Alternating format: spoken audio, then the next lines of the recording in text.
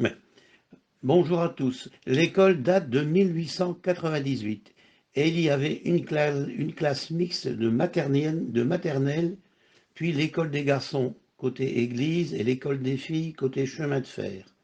En 1965, le Sacré-Cœur est devenu école primaire et mixte, avec une scolarité payée par les parents à cette époque pour l'entretien, beaucoup de bénévolat. En 1984, nous avons signé avec la ville un contrat d'association qui couvre les frais de fonctionnement, eau, gaz, etc. Cela est plus que nécessaire. Pour les bâtiments, nous avons un propriétaire, AFLD, Association foncière du littoral, à qui nous payons un loyer, mais qui est aussi un organisme de solidarité entre écoles. Et nous en avons déjà profité et à chaque fois que nous faisons des travaux, il intervient. 2005-2006, nous avons eu une baisse d'effectifs et avions un forfait trop bas. Nous avons été aidés par le CODIEC, Fonds de cohésion.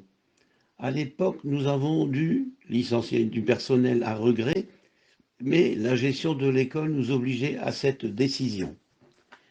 Les années suivantes, l'effectif augmenté et un meilleur forfait légal nous a aidés à une meilleure gestion, ce qui est indispensable et responsable. Le président Pierre Pouels.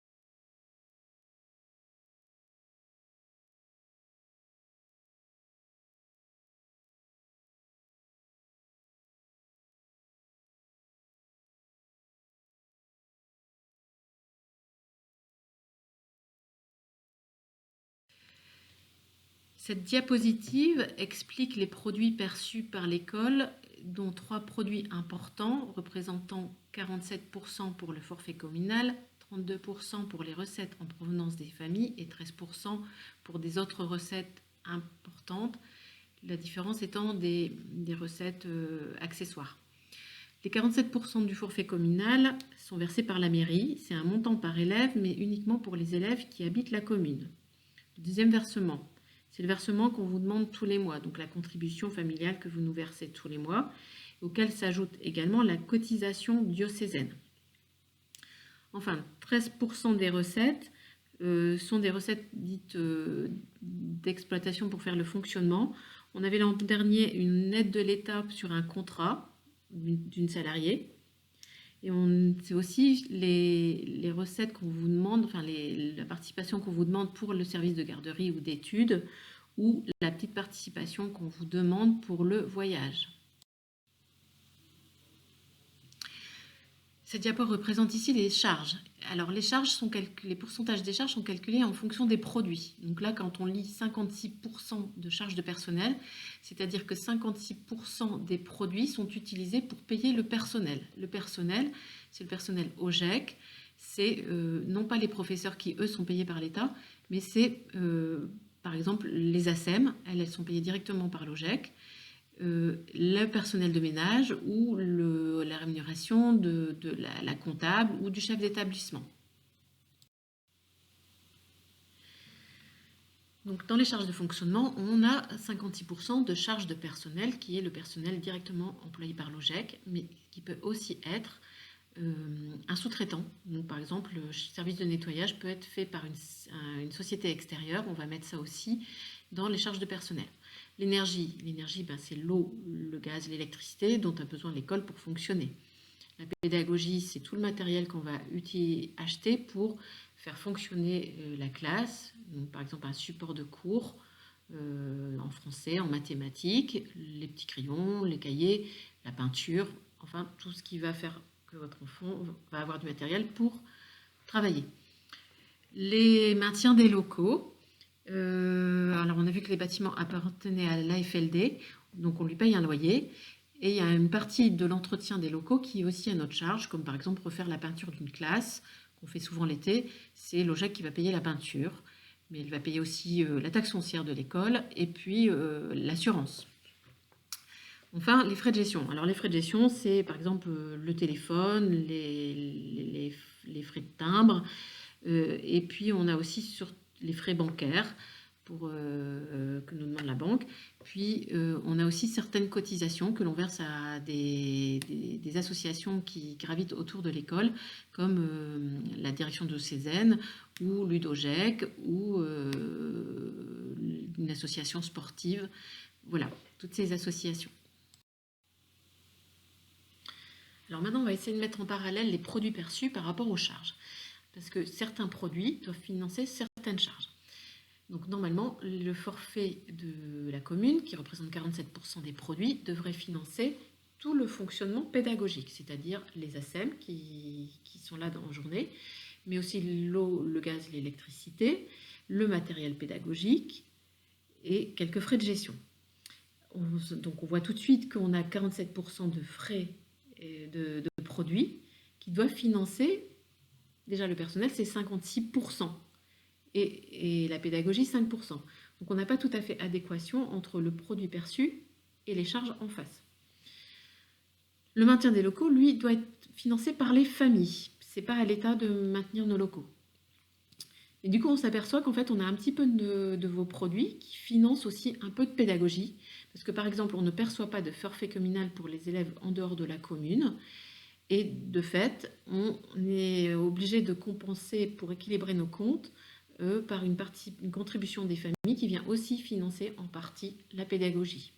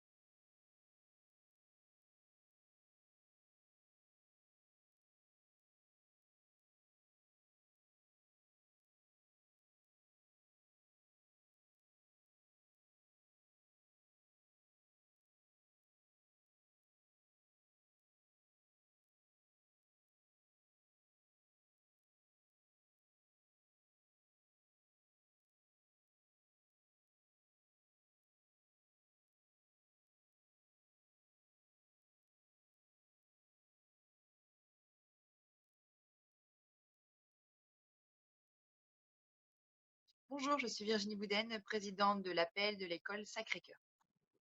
Bonjour, je suis Audrey Westel, vice-présidente. Bonjour, je suis Sandy Grissonange, trésorière de l'appel. Nous représentons une partie du bureau de l'association des parents d'élèves. L'appel représente les parents auprès de la direction de l'établissement. Elle est composée de parents bénévoles qui participent activement à l'animation et à la vie de notre école. Nous organisons différentes actions tout au long de l'année, comme par exemple la Saint-Martin, la veillée de Noël, le carnaval, mais également la kermesse et la tombola. Le but de ces manifestations est de créer du lien entre nous, mais surtout d'améliorer la qualité de vie de nos enfants au sein de l'établissement. Nous participons notamment au financement des sorties scolaires ainsi que l'achat du matériel. Nous avons pu ainsi l'année dernière participer à l'achat des tablettes numériques. L'appel a besoin de bénévoles. Donc, si vous souhaitez participer aux décisions et animer la vie de notre école, n'hésitez pas à venir nous rejoindre en y apportant votre savoir-faire et votre bonne humeur. Vos questions, vos propositions et votre participation nous aideront à mieux organiser notre mission.